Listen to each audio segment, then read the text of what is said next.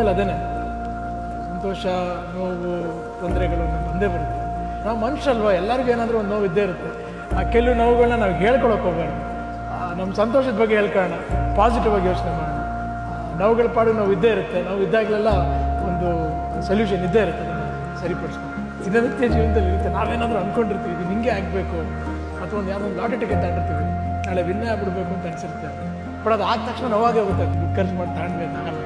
ಆ ನೋವುಗಳನ್ನೋದಿತ್ತು ನಾವು ಹುಡುಕ್ತಾ ಇರ್ತೀವಿ, ನಾವು ದಿನ ಹುಡುಕ್ತಾ ಇರ್ತೀವಿ. ಹಾಗಾಗಿ ಅಷ್ಟು ತಲೆ ಕೆಡ್ಸ್ಕೊಳಕ್ಕೆ ಹೋಗ್ಬಿಡಿ, ನಾವು ಮರ್ತೇ ಬಿಡಿ ಆದಷ್ಟು.